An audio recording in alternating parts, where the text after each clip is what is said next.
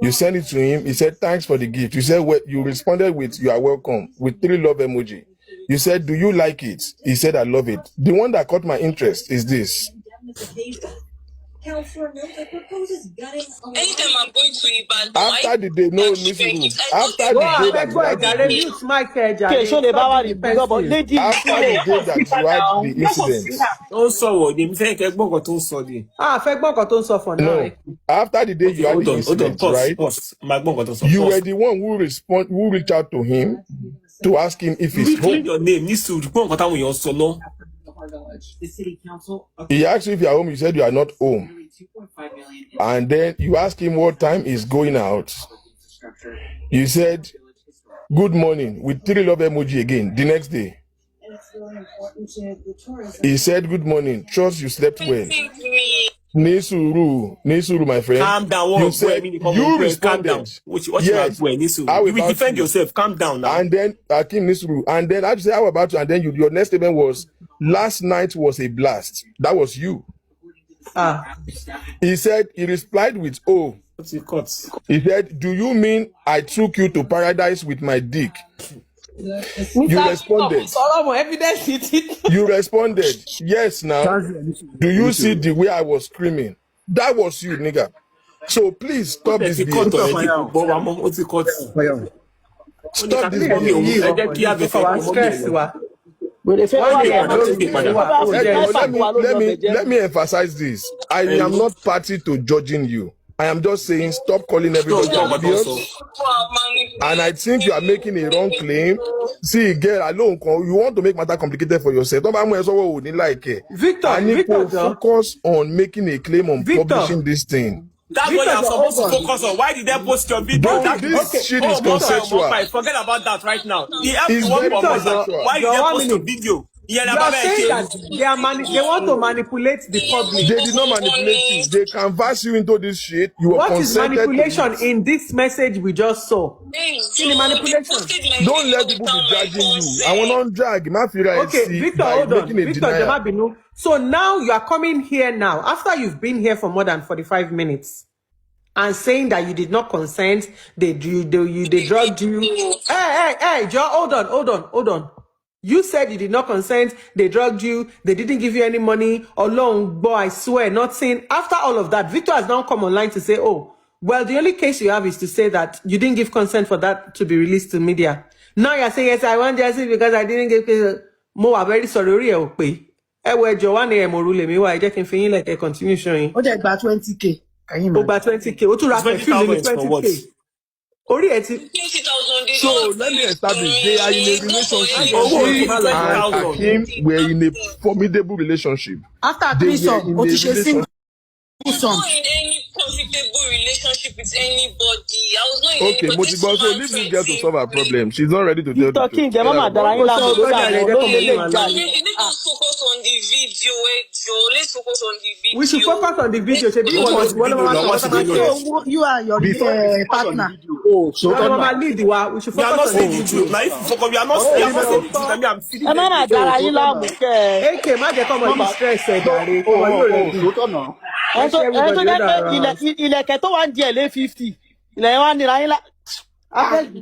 Èwo ni wèrè gan ẹgbẹ́ ẹ̀dẹ̀ ń fọwọ́ ra ọmọ ìlórí tọ́gbọ́n náà ti ìdẹ́wọ́ lò sí gan ṣé ò ṣí èrè ṣé ò yọnu ṣó fẹ́ máa dàgbà láàmú ni ìyá ọmọdé ìdá ṣó fẹ́ máa dà àwọn àgbàlagbà láàmú ni ó dẹ̀ ń sọ̀rọ̀ tí ò mọ ọpọlọ dání èwo ni wèrè gan wọ́n dẹ̀ fọwọ́ ra lórí wọ́n fọwọ́ ra lórí ká we should focus on the video èmi àti ẹlájọ dókó oko làpálàpá ni ṣáàjọ dókò làpálàpá èwo ni we should focus on the video. Bá mi fi sáǹdì sí.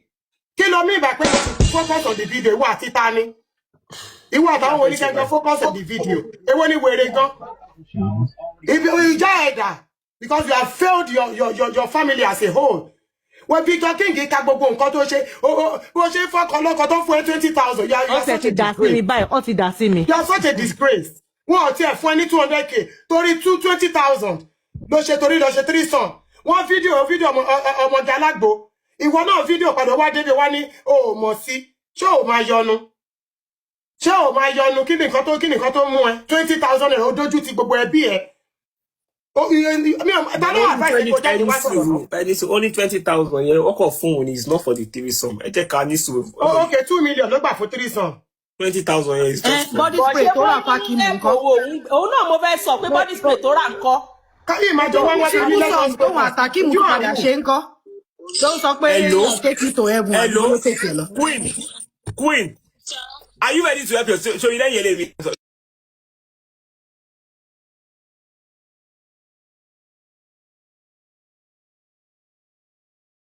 Let me ask you one more question before I go.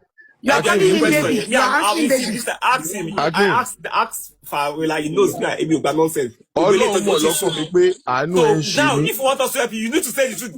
Don't just say yes, no, yes, master, accept it. Don't go over for. Focus on the video. You want to focus on the video. You need to say the truth so we'll focus on the video. Focus on the video. Yes, now you need to say the truth. Say the truth and let's focus on the rest. Let's know what we want to do. Once what is okay, also no, you say the truth now. You want people to help you. You are lying. You keep lying. Take it easy. She's not You cannot. Are you ready to say the truth? Yes or no? It's too much. You see, it might be too much for her to be.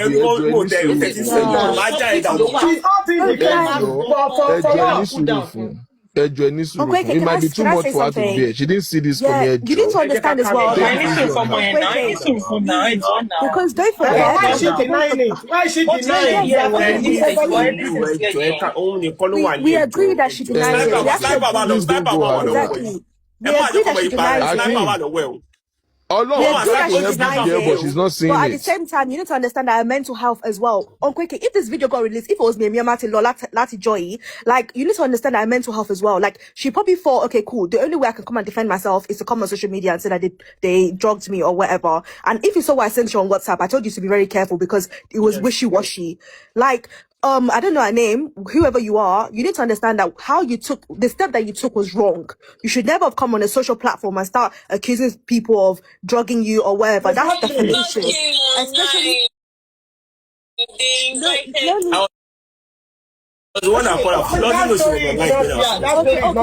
okay, I apologize. I take that back. But I was the one that put on call. Okay, you shouldn't even be telling everyone that anyone drugged you because that's a very heavy allegation. Do you know what it is to say someone? Everybody that I say that's not how I feel whenever I take that drink. Okay, that's fine. Okay, that's fine. From what you said, that's what I got. But like Uncle Victor said, the strongest case is that they released your video. Let's Victor talk, please. You know that unfortunately, I have a genuine sympathy for this lady, and I wish that I've been praying since that I hope that they're not going to find this girl and she's not going to get dragged into this. Now I find out that you are here and then you are making this claim, and I'm like, you are making a wrong claim. Now I've been telling you that your biggest claim. Oh God, now I tell you that your biggest claim, where you should be focusing on, is that publishing this outside your consent. Now, Akim, do you know that claim of strong claim from what I'm getting, she doesn't even have a claim. I have one question for her. Ask her if she does have this video in her phone, if they did not share the same file together. People on the video, yeah? I don't have the video on my phone. You are not correct. They sent on the day that you people did this act, you all shared this video to yourself. These people are lying. I have a screenshot of when it was sent to you. It was sent to you. So you all shared it together. So now, even if you now want to claim that they publish it, they can counter claim you that you are the one that published it. Because you both. No, but Uncle Victor, the husband already said it was him that released it. Like, except for the fact that the husband already admits to that. Yeah. I am saying focus on where you have a claim. You have a problem. Serious one. Hold on. Just go and marry Akim and rest. I beg. If it was any points, that is arguable. I don't know what's wrong with you. Me. No, I but Victor, I genuinely have a concern for you. Oh. And I really don't want this to be about you because it's really not about you. And I understand that it can be heavy on you. All of this now, the whole world, the attention is on you and it can take your misbehave. You understand? Calm down. You need to take a deep breath. It doesn't solve the craze. One conversation that you are the one even asking, yesterday was a blast. All of this. So calm down. Don't go there. Focus on publishing. Like I told you, having threesome is not a crime. Recording yourself in the act is not a crime. Publishing it is a criminal offense. You are the victim here. Oh, definitely. So I'm trying to open your mind to focus on what is important. It don't happen. No, people go judge you. Your family go judge you. You know go die. Yes, now. Nobody, everybody might move on. That's so. Okolodo now. I swear. That's so. Don't calm down. Bye. So no, they whine yourself. Don't let the devil magnify this thing in your face. Calm down. Victor, àwọn míì gan tí ṣì máa ṣe threesome pẹ̀lú Canala lálẹ́. Èmi ṣì máa ṣe. Uncle Victor l'Amẹ́ríkà. Èmi ṣì máa ṣe lágbára Ọlọ́run. Kò ń ṣe big deal. So no whine yourself. Èmi ò tí ì ṣe rí. Báwo ni ọmọ yìí ṣe máa ṣe ní experience threesome tèmi ò tí ì ní ó wrong now. So yes. On a live, so don't let anybody they whine you. Oh my God. Calm down. No, but Uncle Victor, I don't even think it's because of whatever they did that is even affecting her. I think it's now that she knows that everyone knows what she looks like. That is really affecting her. Yeah, our government face was in the video. Everybody saw it. She's only 23 as well. Me, I don't know what she looks like. If I see her tomorrow, I will not know who she is. That's the thing. Because me, le die more. Because I told me, die more. Ṣé yẹn ni double room tí mo lè ní àbí yẹn ni tó pawó fún mi. Má jẹ́ kí n gbìyànjú kọ́kọ́ máa wáìnì ayé ò bá jẹ́. Tòótọ́ ni wọ́n ò lè dá mọ̀. Tọ́lọ́ fẹ́ dá ẹ̀ mọ̀. Mi ò lè rí entity tí kí n dá ẹ̀ mọ̀. You are the one that is now putting yourself. You are putting spotlight on yourself right now. Exactly. Calm down. Gbogbo àdìyọ́ tán ti ń blọ́ọ̀gì ọ̀rọ̀ iṣẹ́ òbẹ́ nìkan tó dárúkọ àbí tó sọ̀rọ̀ nípa ẹ̀gàn. Dárúkọ ẹ̀ kò sẹ́ni tó wà lọ́wọ́ ìyá coming out àti ìwọ̀n bàbá. Sínú problem ṣùgbọ́n ààrẹ tí ò balẹ̀ yẹn. Tó wà nù fídíò yẹn mi ń pìtì ẹni ìmọ̀ kó máa wá. Àní mò ń gbàdúrà pé kọ́lọ́ máa ẹ̀kan identify yẹ láti jẹ́ òní. Mi ìmọ̀ kan tó wá ṣe ń tà. Mọ̀kọ́ tó ń ṣe o tó bá dẹ̀ ìwẹ́ kó gbé rẹ̀ sórí gbá àwa wà ń bí fún ẹ àbẹ́ fún ẹ lọ́fà. Ṣùgbọ́n ò balẹ̀. Ṣé pé ibi bàtà kò ṣe pà ń sọ́pọ̀tì sí alágbo àti fún èèyàn kankan nu yín. Ó ti ní kẹ́ má bínú kó òun fẹ́ sọ̀rọ̀ ní kí òun máa comport àwa òun. Okay. Ó fi tẹ̀ fún mi lọ sórí ọ̀rọ̀ lọ́wọ́. Ṣáà rọra orí máa fọ́ ẹ̀mí mọ̀ kọ́ tó ń pariwo lé lórí ìgbọ́n. Ọmọ náà kọ̀ bí mi. Hello. Oh yeah, now calm your nerves down. Àbí bá lòyìnbó yẹn. Oh yeah, calm down now. Now, everybody know what's going on. Say the truth, and once you say the truth, people will help you out. We are listening to you. Tell us from beginning to the end. But she pàdé, but she meet everything.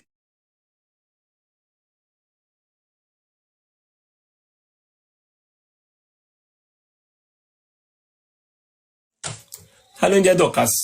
Ta ló ń jẹ́ Chief Mrs. Dorcas? Mi ò tẹ̀ mọ́ wọn, àwọn Facebook náà mọ̀. Nke ó tẹ appreciate yín yẹn, kí ló appreciate yín fún? Ṣẹ́yìn lẹ fún lady encourage kí kó bọ́ta wá máa sọ̀rọ̀. Tó bá jẹ́ ọmọ yín nìkan bá ìṣẹ̀lẹ̀, ṣé máa sọ kí kó bọ́ta wá ṣe fídíò. Ṣé máa sọ kí kó bọ́ta wá ṣe fídíò. Ọkọ̀ wúkọ gbogbo ẹ bó ṣe sọ̀rọ̀ bí olórí ibú, bó ṣe sọ̀rọ̀ bí òpònú, àrìndí ọmọ. Àrìndí ni ẹ tó bá mọ̀, ó lọ́pọlọ. Orí ẹ ti burú bí egun tó ń lé wèrè. Orí ẹ ó ti burú bí egun tó ń lé wèrè. Wọ́n tí ẹ gọ̀gọ̀gọ̀ lòṣì wọ́n náà bọ́ta. Mo dúpẹ́ lọ́wọ́ kìnnìkan. Mo dúpẹ́ ta ni ẹ́? Dúpẹ́ wo ló ń dúpẹ́ fún wọn? Àwọn náà máa lọ kọ thank you síbẹ̀ o. Ẹni tí ìyá ìbá dúró sí yẹn, gbogbo àgbáyé ti dúró sí yẹn ni. Ìyá tó ṣàbíamọ ni. Ó ní àwọn lọ́tún bá mi bẹ̀bẹ̀. Madam Dorcas, mo mọ̀ lóore. Wọ́n sọ fẹ́ fásitì ìdúpẹ́ lọ́wọ́. Fọláṣadé Àṣàbí ní Canada. Ìyá dáadáa ni mo dúpẹ́ lọ́wọ́ wọn. Mo dúpẹ́ lọ́wọ́. Ta ló sì ń jẹ́ Fọláṣadé Àṣàbí? Àwọn lè wọ òun kó gidi sí ẹ. Wọ́n bá yé ẹ̀jẹ̀ tó bà mọ́. Ọmọ yìí má pè mí pamọ́. Mo ti bọ́lẹ̀ lórí ọ̀rọ̀ ẹ̀ ṣó ìjà wù má pè mí pa. Ta ló ń jẹ́ Fọláṣadé Àṣàbí? Àwọn pípì kan bá yé ẹ̀jẹ̀ ni tó bà mọ́. Àṣàbí Alámàlà tán wà ní UK àwọn náà dúró tì mí wọ́n ṣe dáadáa mo dúpẹ́ lọ́wọ́ Ìyálájé Ọmọ́tọ́ṣọ̀ ní Nàìjíríà mo dúpẹ́ lọ́wọ́ mo dúpẹ́ lọ́wọ́ Aládìkẹ́ Nàìjíríà. ta ló ń jẹ Aládé Nàìjíríà. mo dúpẹ́ lọ́wọ́ Mr. Remu USA mo dúpẹ́ lọ́wọ́ Àjọkẹ́ Gòdù. ó dáwọ́ Alábìkẹ́ yẹn ọ̀tẹ̀ lọ́pọlọ tiẹ̀ èmi àti ẹ̀ ṣì níjà ó ní yẹn ọ̀tẹ̀ ní ọpọlọ ìyá Alábìkẹ́ yẹn kò ní ọpọlọ tó yẹ lọ ṣe ń gbé wọ́n ju ẹlẹ́ wọ́n gbé lọ́n ju ẹlẹ́ ìjẹ́ tó bá jẹ́ àbúrò ẹnì kan báyìí ṣẹlẹ̀ sí ṣó máa ní kó wá ṣe láìfù kó wá máa sọ̀rọ̀ síta tó òkú ṣẹ̀ ń bú mi máa jọ máa fún wa jẹ ni lọ fi mí pawó lórí Facebook máa fi ẹ́ pawó lórí TikTok bó ṣe ń dáwúkọ gbogbo yín inú yín dẹ̀ ń dùn bó ṣe ń dáwúkọ yín ló ń dáwúkọ yín inú yín dẹ̀ abáwọn lẹ ṣe fíìmù bó ṣe ń dáwúkọ yín ó kọ orúkọ yín sínú ìwé ó dẹ̀ ń dáwúkọ kíní kan Dorcas kíní kan Adéyínká kíní kan ó dẹ̀ dá inú yín dẹ̀ ń dùn kí ló wàá fi ṣètì yín fún. mo dúpẹ́ lọ́wọ́ Adéníran Olúṣọjí Peters Nàìjíríà mo dúpẹ́ lọ́wọ́ Ìyálájé Courtroom USA mo dúpẹ́ lọ́wọ́ ìyá ni ó dáwúkọ Ìyálájé kẹ ìrọ̀dì mo dẹ̀ like Ìyálájé yẹn bọ́ ẹ fuck up kí ló ń dúpẹ́ lọ́wọ́ yín Ìyálájé kí ló pẹ́ wọ́n ló ń dún lọ́wọ́ yín ṣẹ́yìn iṣẹ́ pẹ̀lẹ́ ẹni tó advice ẹ̀ ní kókó wá ṣe fídíò kó wá máa fi ṣètì yín ni respect mo ní fún yín ó ti lọlẹ̀ díẹ̀ mo sorry ṣe mo dẹ̀ like yín no kò yẹ kẹ́ ṣe bẹ́ẹ̀ kò yẹ kó tẹ̀ dáwọ́kọ kò yẹ kó dáwọ́kọ yín nínú mẹ́sì wèrè yìí kò yẹ kó dáwọ́kọ yín bàbá àtọ̀ bullshit nǹkan tó mọ̀ yín ṣe pọ gbogbo yín tó dáwúkọ gbogbo yín dẹ̀ ní ọmọbìnrin lé ẹ sọ fọmọ ìkọmọ yín ṣe lẹ́yà ẹ sọ kọmọ yín ṣe ẹ̀sìn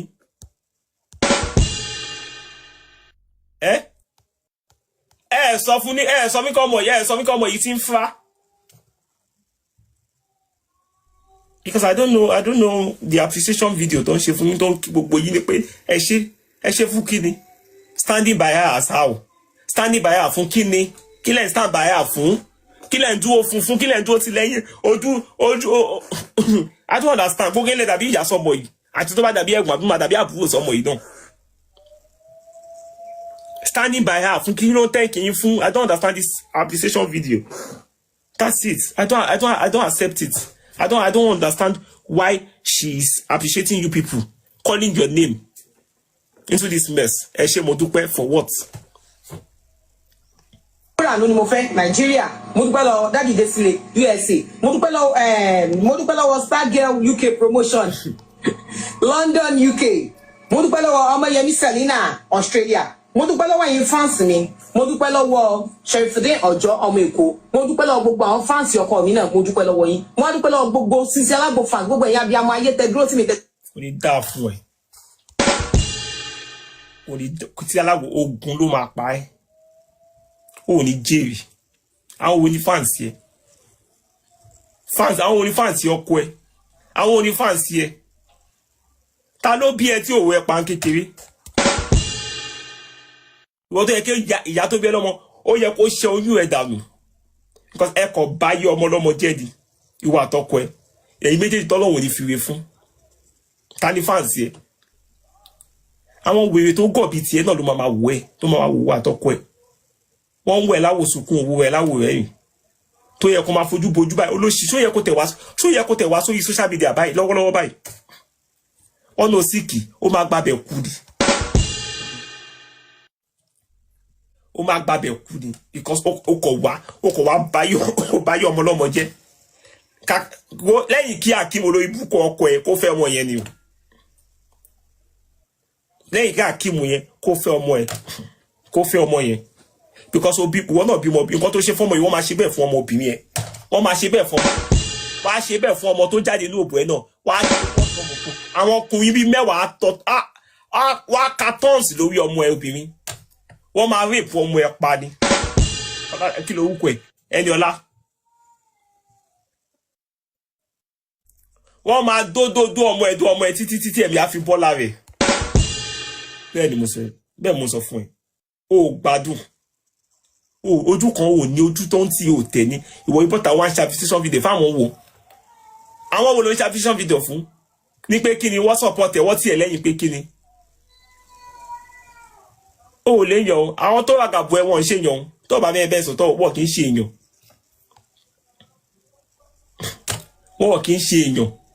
wọ́n bá yé ẹ̀jẹ̀ sí ni Wọ́n tiẹ̀ sọ́nà pa Oraz ó dọ̀tí. Ó gbọ́n yẹn náà ló ti dà wà lẹ́pítà. Òun náà lè yan wo fídíò. Mo ti wo brief láyé mi. Ó kó mi bá dìde. Lórí fídíò tiẹ̀. Ọmọ mi. Mo ní ọmọ mi. Ọkọ mi. Ó kó bí ò gbé rí. Bẹ́ẹ̀ ni mo sọ. Ọkọ mi kò gbé rí. Lórí fídíò ẹ̀ tí mo wò kò gbé rí rárá. Wà tọ́kọ ẹ̀.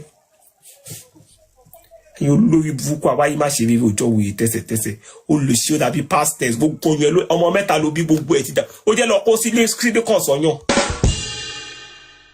ọjọ́ lọ kó sílíkàn sọ́yàn àrìndì ọlọ́run jàjà gbogbo fọlẹ̀ ọkàn ṣe bí olórí burúkú ó kọjá àgbò ló ń ta ṣe bá gbó kọjá àgbò ṣé àgbò ló ń ta àbòbò olùsí obo lábí pàtẹ òbò kó lè tà ní pàtẹ òbò kó lè tà iṣẹ́ ló ṣe kò ní dá fún òwò àtọkọ ẹ ọkọ ẹ wá bọ́ta yín fáǹsì ní I'm sorry ayé Akeem máa bàjẹ́ kò ń ṣàkímù tèmi engineer Akeem ayé ẹ máa bàjẹ́ ẹ mú ọmọ lọ́mọ ẹ bá yé ẹ̀jẹ̀ tán ẹ mú ọmọ lọ́mọ ẹ gbé sáyé tán ẹ wá ń sọ kéèbì I'm sorry báwo lẹ ṣe fẹ́ kí ìyá ọmọ yẹn feel báwo lẹ ṣe fẹ́ kí ìyá ọmọ yẹn feel báyìí tẹ́yìn ò bá tẹ̀ lójú tì ìjà ọmọ yẹn kọ́ tíjà yẹn bá gbọ́ ẹ mọ̀ kí kíjà yẹn bá gbọ́ tó bá tẹ̀ gbọ́ àbò orí nǹkan báyìí social media ìyá yẹn lè kú dànù tó bá tẹ̀ wá fẹ́ ṣe fídíò á jẹ́ tẹ̀jọ́ oko tó beautiful oko tó wá ń sọ owó kó wèrè gbogbo pàlàpàlà òkú ẹ báyìí gbogbo ẹ ló funfun olùsí gbogbo ìyá báyìí gbogbo ẹ báyìí ló funfun àfi bí ọlọ́yẹ ló kó ọyẹ ṣe mú Nàìjíríà ni olùsí o moisturize òkú ẹ o mú kó tẹ lólìfọ ẹ̀gọ́ ṣé kò bẹ́tà àbí kó ló kí ló wúkọ ẹ kó ló lùbù olùsí ẹlẹ́pọ̀ funfun ẹ wá ń fi infection ẹ wá fi ń ṣeré òun yọ kó kan ní òbò tó ti bonú bomi mo dẹ̀ sọ ẹ̀ kí ọmọ yẹn nìkan kọ́ ni victim yìí you've done that for a lot of people you and your fucking husband ọmọ yẹn nìkan kọ́ yẹn kí tọmọ yẹn káàsì nìkan ń ṣe ọmọ yẹn nìkan lẹ́tí ṣe nǹkan báyìí a lot of people are falling to victim with you guys.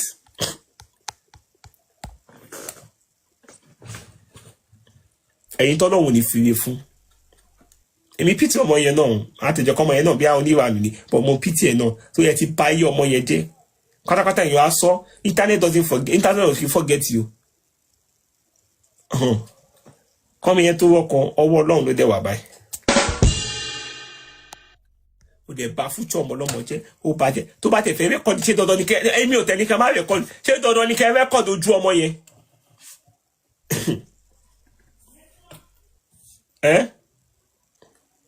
ṣé dandan ni kẹ́ rẹ́kọ̀dì ojú ọmọ yẹn ṣe rẹ́kọ̀dì ojú ara tí nìkan mo sí put the girl's face ṣé dandan ni kẹ́ gbé face ọmọ yẹn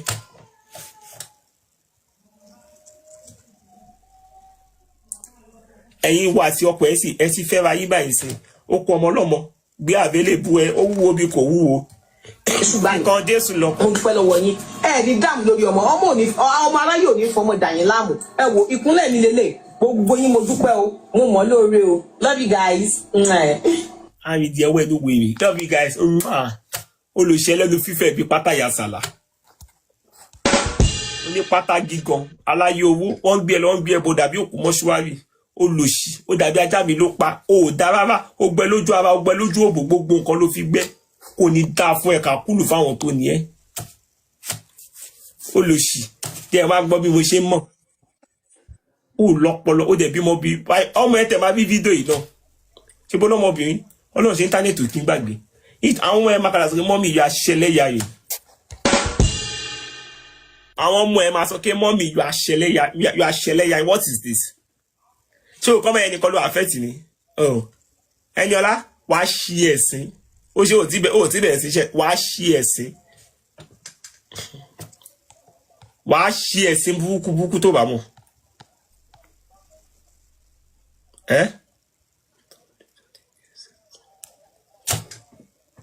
wàá ṣe àtàwọn tó ń tí ẹ náà tó fi ń ṣe godmother tó ń tí wọn tó ń dúpẹ́ lọ́wọ́ wọn ọdẹ wọn fi ẹ ṣe lẹ́yà tó bá mọ ó lọ́pọlọ wọn máa tiẹ̀ bọ́ta wá ní kó lọ ṣe fídíò wá ní kó lọ dúpẹ́ àwítà ìlú ní AI olórí ibùkún tí a tẹ̀ sọ pé AI ohun ẹ voice ẹ báyìí voice wèyí dẹ̀ tíkì ohun ẹ la gbọ́ kó máa bọ̀ kébí náà wá gbọ́ bí mo ṣe ń mọ̀ very local champion Ìbàdàn ẹ̀yin Ìbàdàn ẹ pẹ̀lẹ́ o ẹ bọ́ ṣe ń dẹ̀ tí wọ́n disgrace yín ìyá tó bí ẹ̀gbọ́n kò wáyé wá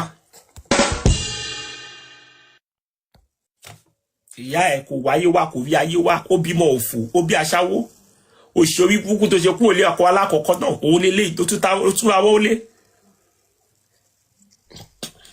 mo láì lásọ kí ìwà àtàkìmù yẹ ẹ ní láti bẹ́ẹ̀ ni mo sọ fún ẹ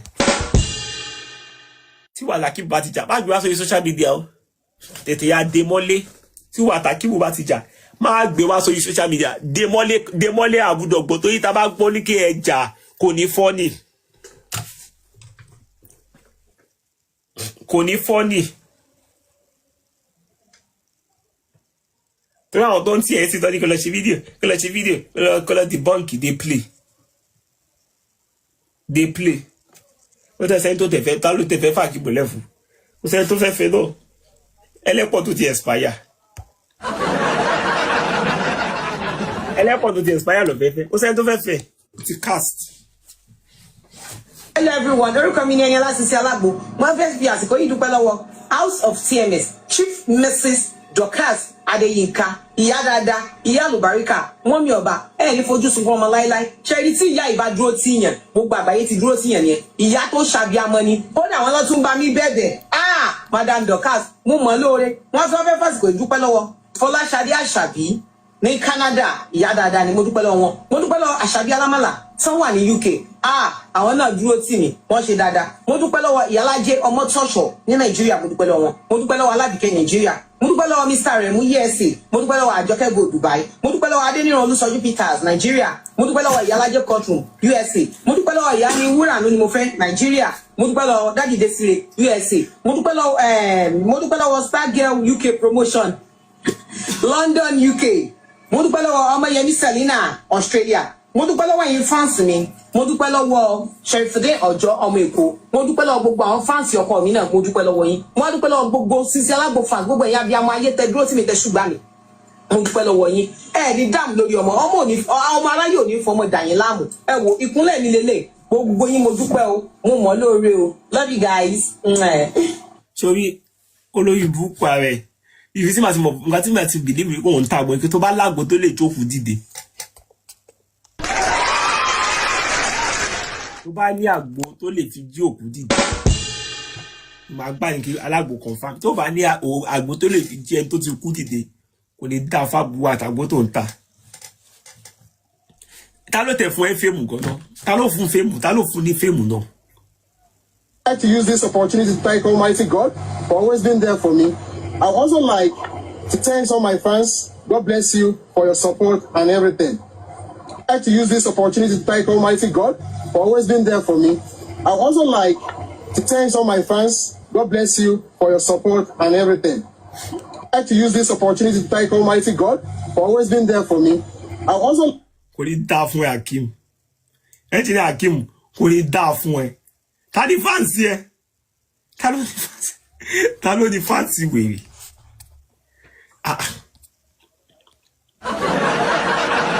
Ta ló ní fans wèrè gan? Ta ló ní fans wèrè? I want to use somebody to take my phone. Who are your fans? That be useless thing. Ó dàbí terrestrial animal, ó dàbí ape. Ó bó ṣe wẹ̀kẹ́ wèrè bó ṣe rí. Ó kọ́ dùn mí kí olówúkọ mi ló ń jẹ́. Ó dùn mí gan lọ́hùn.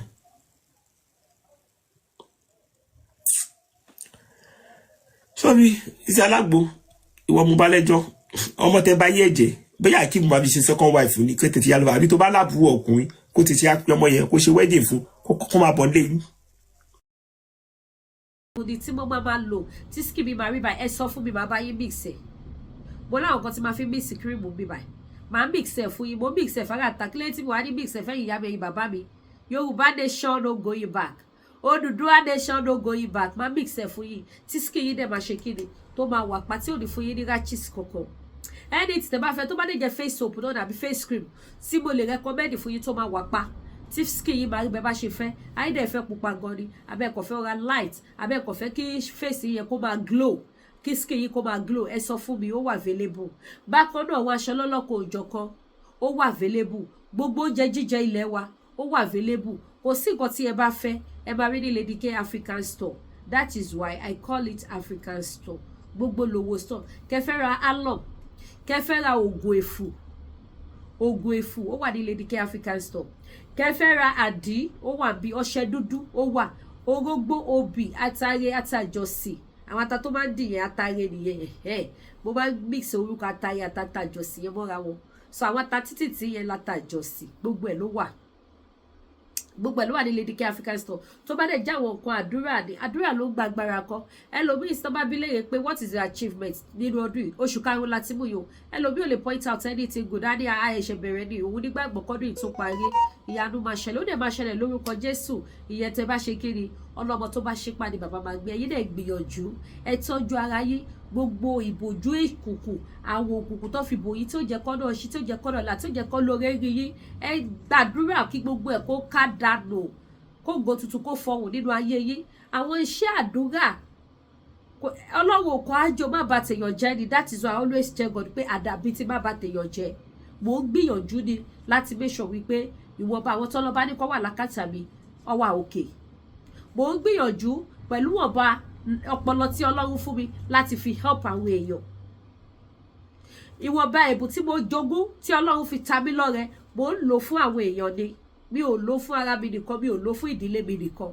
so ẹni tẹ́ bá nídìí àwọn nǹkan àdúrà ló ń gba agbára kan mọ́mì mi kan l'Amẹ́ríkà mi ò save nọ́mbà yìí tẹ́lẹ̀ fẹ́ ra kòkó tùràrí ti dé gbogbo ẹni tẹ́ bá fẹ́ ra kòkó tùràrí tẹ́lẹ̀ máa fi tùràrí nílé yóò wà bákan náà àwọn tùràrí náà wà lóríṣiríṣi tẹ́lẹ̀ máa fi àwọn iṣẹ́ wà láti lè lé ẹ̀mí òkùnkùn jìnnà síyàn ó wà àwọn iṣẹ́ wà téèyàn lè fi ráàánú gbà tí gbogbo ẹjọ́ lédè ẹjọ́ lọ́la tó máa kúrò nínú ayé èèyàn téèyàn máa ní ìtẹ̀síwájú tọ́nà máa ṣí tọ́nà máa là ó wà ní Lady K African store gbogbo nǹkan tẹ́ bá fẹ́ ó wà níbí ó jẹ́ pé ọ́ìlì lẹ bá need kódà kẹ́ fẹ́ ra kúlíkúlí aláta is available gbogbo lówó ní Lady K African store ojú òní tí wọ́n ẹ̀yìn yá mẹ́yìn bàbá mi ò ní wá yín tí ẹ wá jọ ẹ bá mi fọ́ program ẹ bá mi fọ́ ṣe lásìkò tá a wà yìí àsìkò tó yẹ ká máa ṣíra wa létí káwa náà máa prepare bí ìran wa ṣe máa bọ́ lóko ẹrú bá ṣe máa bọ́ nínú ìgbèkùn òun ni ẹ̀rí bí mo ṣe lo dark knuckle cream yẹn lẹ́ẹ̀kan is a very good cream ó wà pa gan gidi èmi ni mò ń tà ó wà pa gidi tẹ́lẹ̀ ní regret pẹ̀lú tó yẹ pé gbogbo ọwọ́ yín ẹ báyìí tẹ́ bá gbọ́ pé ó yàtọ̀ wàláì gbogbo ẹ̀yọ́ ọwọ́ yín máa fine ni ó máa fresh ni ó máa mọ́ lólóló ni so ó wà available ojú òní tí wà mí ní wáyé tí bó dẹ̀ jáwọ́ aṣọ tí wọ́n tí ìrọ̀ náà lẹ bá fẹ́ ó wà tó bá dẹ̀ jáwọ́ léèsì náà ní lọ́lọ́kọ̀ ìjọ̀kan ó wà jewelries ó wà agogo manpower ó ti ń tán lọ o agogo manpower ò ní tán kẹ́yìn wá máa pè mí Lady K ṣé kò tí ì dé agogo manpower ló ti tán lọ ìtì diabetes ló ti tán sí táwọn èèyàn jẹ́ kí n sinmi báyìí mi ìdẹ̀lẹ̀ sọ́jọ́ tó máa tó sẹ́ẹ̀dù agogo diabetes yẹn ṣùgbọ́n ti manpower ó ṣì wà available sẹ́yìn tẹ́ bá nìdí ẹ̀ tẹ́ bá gbọ́ pé ajẹ́bí dán mo fi Ọlọ́run tó ní ẹ̀mí mi búra ó mú yes confam ni tested and okay ni agogo manpower yẹn bákan náà ti jẹ̀díjẹ̀dí náà ó wà gbogbo jẹ̀díjẹ̀dí bọ́dì yẹn máa flush ẹ̀ dànù gbogbo ẹ̀yin tẹ́ béèrè fún díjà ò tí ì dé díjà yẹn sì mo ti gbé sọ́dọ̀ sí ó ti lé 2 months plane ni o kò tí ì dé tó bá ti dé máa jẹ́ kẹrọ mo lè bá wa display rẹ̀ lórí program kí n kàn sọ fẹ́yìn èèyàn pé díjà ti wà wọ́n kí n kàn show ẹ̀ kí má jẹ́ kẹ́ mọ̀ gbà tó dé o but mo nígbàgbọ́ ṣapé nínú àti bọ́ sí weekend lọ títí next week ìṣalágbára Ọlọ́run mo bá dé ojú òní tiwa ó bá jẹ́ jáde anything ó wà ní Lady K ẹja tútù ẹja gbígbẹ ẹran màálù ẹran ògúnfe aláwọ̀ gbogbo ẹ̀ ló wà bí iṣu tẹ́lẹ̀ fi gúnyán tó fine dáadáa iṣu funfun tó tú dáadáa ó wà ní Lady K African store èlùbọ́ iṣu gidi èlùbọ́ gẹ̀dẹ̀ ti fẹ́ tán o mo sọ fún yín pé kò dilẹ̀ ọ̀pọ̀ bí mo ebínú ṣe wọlé wàhálà ó ti fẹ́ tán ohun tí òkè jẹ́ kí lọ ṣe programu nínú store African food yẹn ni wípé íńtánẹ́ẹ̀tì ò débẹ̀ I don't know why ìgbà tí mo débẹ̀ ni mo ẹ̀ṣẹ̀ ṣe íńtánẹ́ẹ̀tì sí bíbá so bí òun ló wá fani tí ò ṣe kí n wọnú store náà lọ store yẹn gbé dẹ̀rẹ́ ó wọnú kì í ṣe wẹ̀yìn tẹkọ̀ bá rí yẹn store mi tún ṣì wọnú dáadáa so kò kí ń débẹ̀ níbi ò ṣe kí ń lọ jòkó síbẹ̀ náà ṣe program but má bá try láti ṣe recording program níbẹ̀ ẹ̀ lè máa rí àwọn oúnjẹ tá a ní lọ́lọ́kan òjọ̀kan but mo sọ fún yín pé gbogbo oúnjẹ wà láìsàn fàdà wà irú ó wà kódà kẹfẹ́ ra sóbò ó wà kí tún ní kí tún polówó fún yín gbogbo lówó I can't mention finish there will be biscuit wà chinchin wà gbogbo ẹ̀ ló wà kókóró ó wà epo gbogbo nǹkan ló wà ní Ladike African store kò sí nǹkan náà tẹfẹ́ tí ó sì gbé ojú òní tí wàá mi ní wáyé tí ẹ ṣe gan ẹ bá mi pè ó dàbọ̀.